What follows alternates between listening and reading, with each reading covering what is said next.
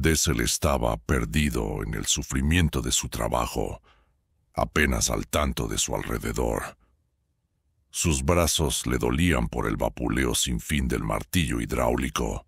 Pequeños trozos de piedra saltaban de la pared de la caverna mientras él la perforaba, rebotando en sus gafas protectoras e hiriendo su cara y manos expuestas.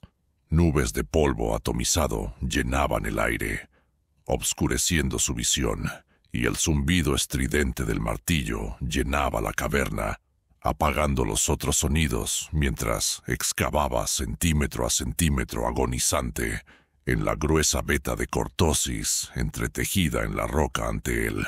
Insensible al calor y la energía, el cortosis era preciado para la construcción de armaduras y escudos, tanto por intereses comerciales como militares, especialmente con la galaxia en guerra, altamente resistentes a los rayos blaster. Las aleaciones de cortosis supuestamente podían soportar incluso la hoja de un sable láser. Desafortunadamente, las mismas propiedades que lo hacían tan valioso también lo hacían difícil de extraer. Los sopletes de plasma eran virtualmente inútiles. Llevaría días hacer arder incluso una pequeña sección de roca con cortosis incrustada. La única forma efectiva de extraerlo era a través de la fuerza bruta de los martillos hidráulicos, vapuleando sin descanso la veta, picando el cortosis trocito a trocito. El cortosis era uno de los materiales más duros de la galaxia. La fuerza del martilleo rápidamente desgastaba la cabeza del martillo, desafilándolo hasta que se volvía casi inútil. El polvo obstruía los pistones hidráulicos, atascándolos. Extraer cortosis era difícil para el equipo, y aún más difícil para los mineros. Des había estado martilleando durante cerca de 6 horas estándar. El martillo pesaba más de 30 kilos, y el esfuerzo de mantenerlo alzado y presionando contra la cara de la roca le estaba pasando factura. Sus brazos estaban temblando por el esfuerzo, sus pulmones jadeaban por aire y se ahogaban en las nubes de polvo fino de material lanzadas por la cabeza del martillo. Incluso sus dientes le dolían. El traqueteo de la vibración se sentía como si los estuvieran soltando de sus encías, pero a los mineros en Apatros se les pagaba basándose en cuánto cortosis recuperaban. Si abandonaba ahora, otro minero se metería y empezaría a trabajar en la veta, llevándose una parte de los beneficios. A Des no le gustaba compartir. El zumbido del motor del martillo cobró un tono más agudo, volviéndose un gemido agudo con el que Des estaba demasiado familiarizado. A 20.000 revoluciones por minuto, el motor absorbía el polvo como un banta absorbiendo agua después de una larga travesía por el desierto. La única forma de combatirlo era por la limpieza y el servicio regular, y la compañía de minería del borde exterior prefería comprar equipo barato y reemplazarlo, en lugar de invertir créditos en mantenimiento. Des sabía exactamente lo que iba a ocurrir después, y un segundo después lo hizo. El motor explotó, los hidráulicos se agarraron con un horrible crujido, y una nube de humo negro escupió en la parte trasera del martillo.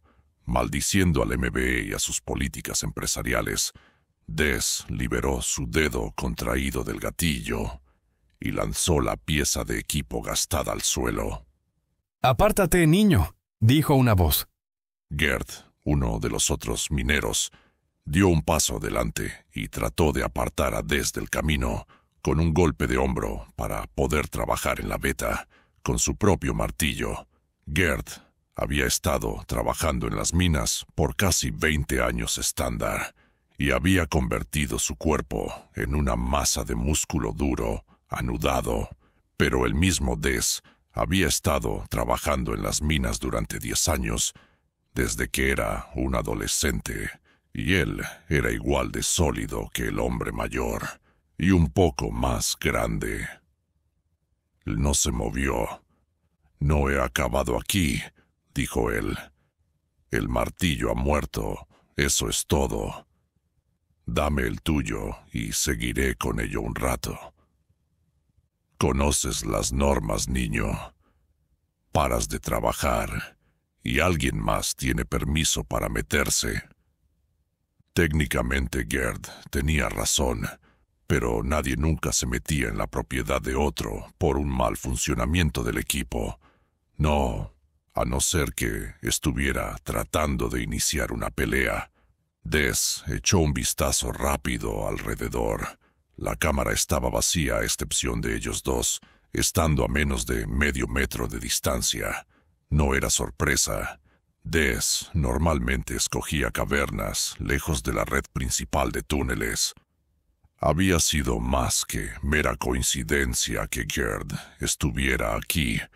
Des conocía a Gerd de tanto tiempo como podía recordar. El hombre de edad media había sido amigo de Hurst, el padre de Des. Antes, cuando Des empezó a trabajar en las minas con 13 años, había recibido un montón de abusos por parte de los mineros más grandes. Su padre había sido el peor torturador, pero Gerd había sido uno de los principales instigadores, repartiendo más de su justa parte de provocaciones, insultos y ocasionales tirones de orejas. Sus acosos habían terminado poco después de que el padre de Des muriera de un fuerte ataque al corazón.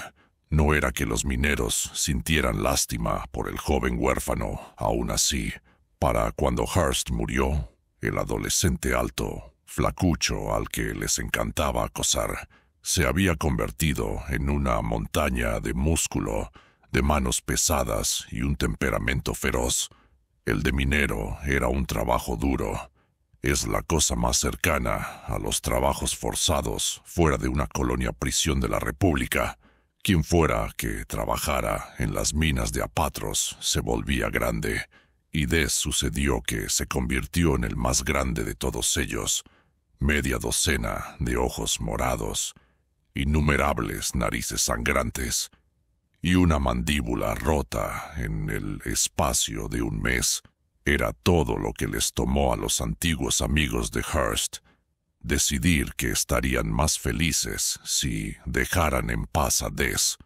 Aún así era casi como si le culparan de la muerte de Hurst, y cada pocos meses uno de ellos lo intentaba de nuevo.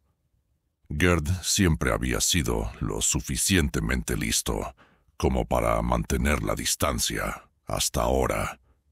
«No veo a ninguno de tus amigos aquí contigo, viejo», dijo Des. «Así que retrocede de mi propiedad y nadie saldrá herido». Gerd escupió en el suelo a los pies de Des. «Ni siquiera sabes qué día es, ¿no, chico? Una crífida desgracia es lo que eres». Ellos estaban lo suficientemente cerca el uno del otro que Des podía oler el amargo whisky coreliano en el aliento de Gerd. El hombre estaba borracho, lo suficientemente borracho como para ir buscando pelea, pero aún lo suficientemente sobrio como para mantenerse. «Hoy hace 5 años», dijo Gerd, agitando su cabeza tristemente. «Hoy hace 5 años que tu propio padre murió, y tú ni siquiera lo recuerdas». Des raramente siquiera pensaba ya en su padre. No había sentido verle irse. Sus recuerdos más recientes eran de su padre golpeándole. Ni siquiera recordaba el motivo. Hurst raramente necesitaba uno. «No puedo decir que eche de menos a Hurst del mismo modo que tú, Gerd». «Hurst», resopló Gerd. «Él te crió por su cuenta después de que tu mamá muriera. Y tú ni siquiera tienes el respeto de llamarle papá. Tu desagradecido hijo de sabuesa Cat». Des miró abajo amenazantemente a Gerd, pero el hombre más bajo, Estaba demasiado lleno de bebida y de indignación moralista como para ser intimidado. Debería haber esperado esto de un cachorro de Mudcrutch como tú, continuó Gerd. Hearst siempre decía que no eras bueno. Sabía que había algo mal contigo, Bane. Desapretó sus ojos, pero no picó. Hearst le había llamado por ese nombre cuando estaba borracho. Bane había culpado a su hijo por la muerte de su mujer. Le había culpado por estar pegado a Patros. Consideraba que su único hijo era la desgracia uno de su existencia, un hecho que tendía a escupirle a Des en sus rabietas borrachas. Bane.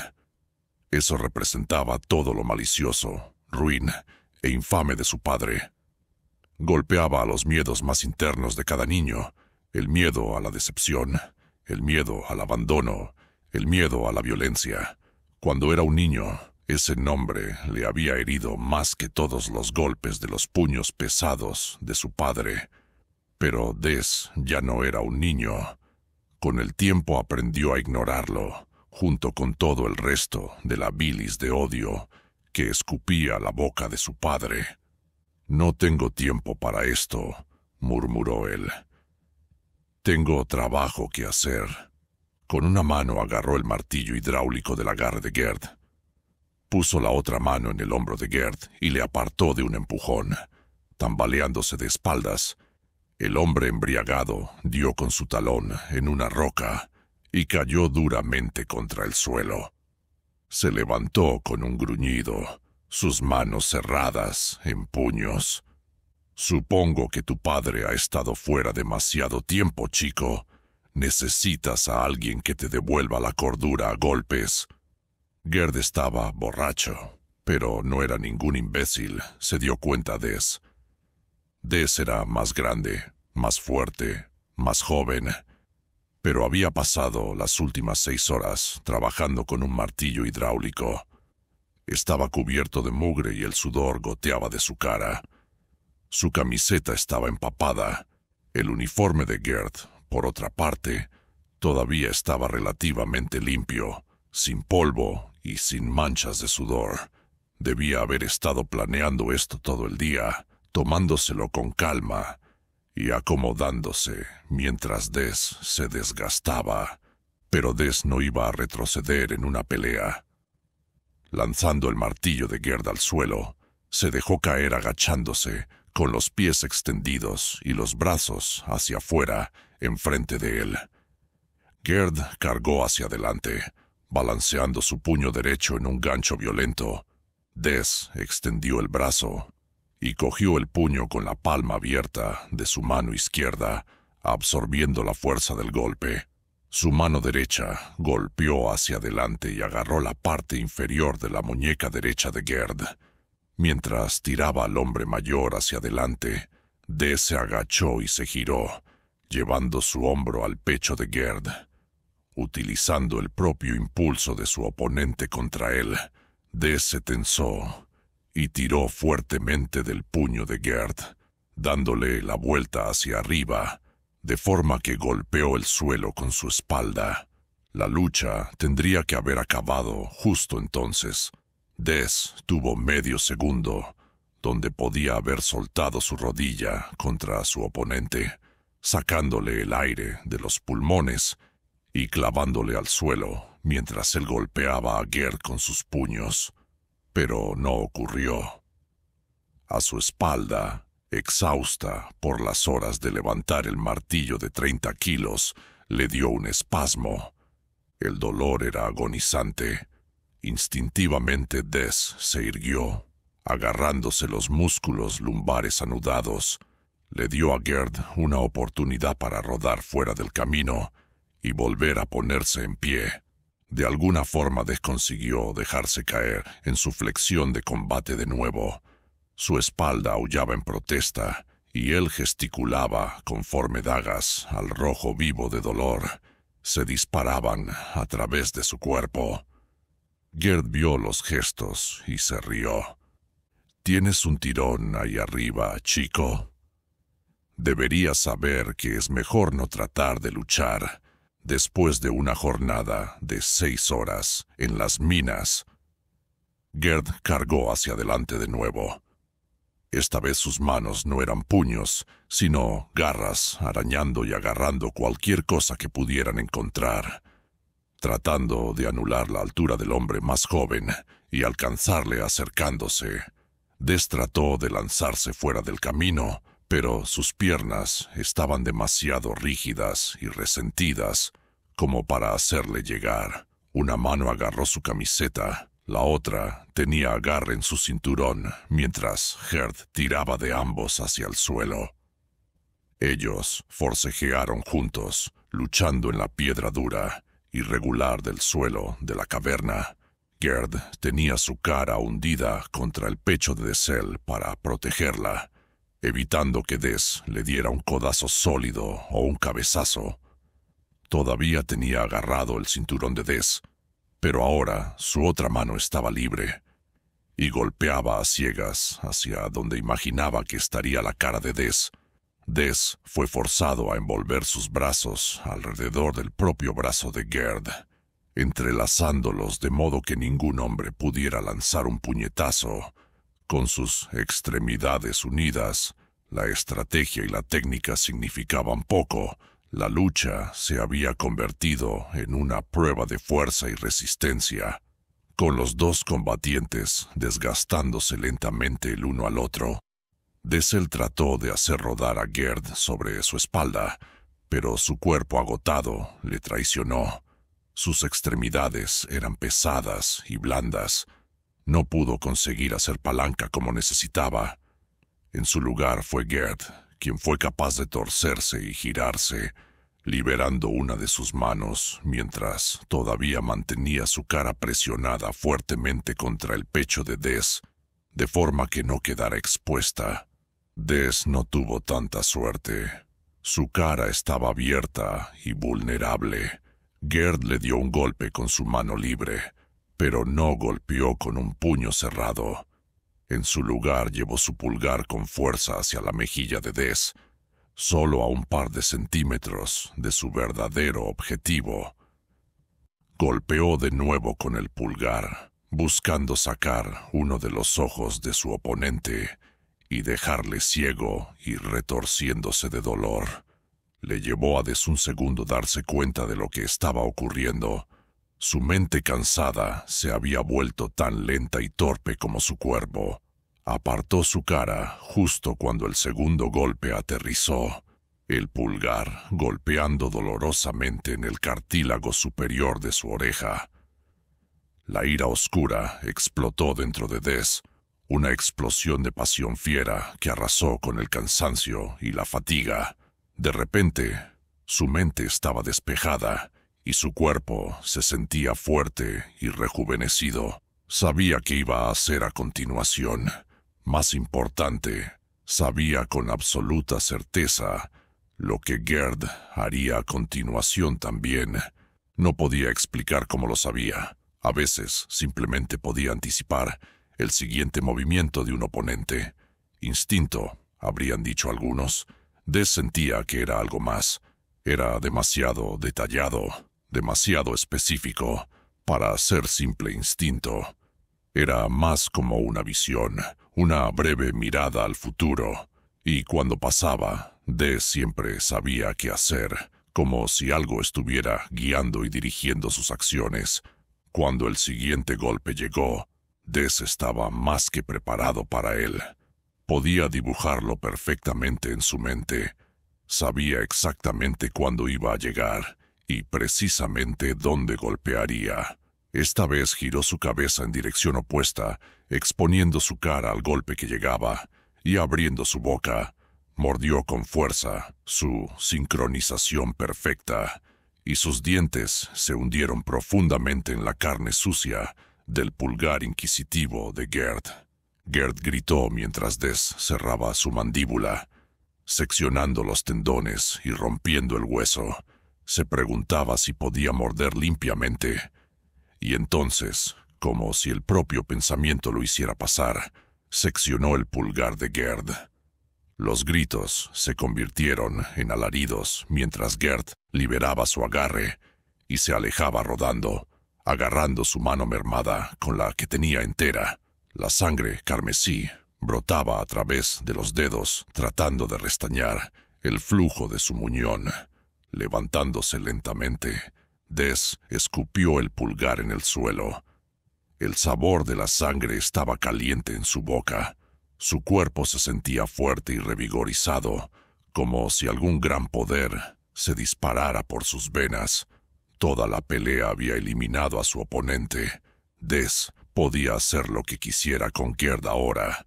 El hombre mayor rodó hacia atrás y adelante en el suelo, su mano aferrada a su pecho. Estaba gimoteando y llorando, rogando misericordia, suplicando ayuda. Des agitó su cabeza en disgusto. Gerd se lo había buscado. Había empezado como una simple pelea de puños. El perdedor habría acabado con un ojo morado y algunos moratones, pero nada más. Entonces el hombre mayor había llevado las cosas a otro nivel, tratando de dejarle ciego. Y él había respondido a su nivel. Des había aprendido hacía mucho a no escalar una pelea, a no ser que deseara pagar el precio por perder. Ahora Gerd había aprendido esa lección también. Des tenía un temperamento, pero no era del tipo de los que seguían golpeando a un oponente indefenso. Sin mirar atrás a su enemigo derrotado, abandonó la caverna y se dirigió de vuelta al túnel para contarle a uno de los capataces lo que había ocurrido para que alguien pudiera ir a atender la herida de Gerd. No estaba preocupado por las consecuencias. Los médicos podían reinsertar el pulgar de Gerd, así que, en el peor de los casos, a Des le multarían con 1 día o 2 de su sueldo. La corporación no se preocupaba realmente de lo que hacían sus empleados, mientras siguieran volviendo a extraer el cortosis. Las luchas eran comunes entre los mineros, y MB siempre había hecho la vista gorda, aunque esta lucha había sido más violenta que la mayoría, salvaje y corta, con un final brutal. Al igual que la vida en Apatros.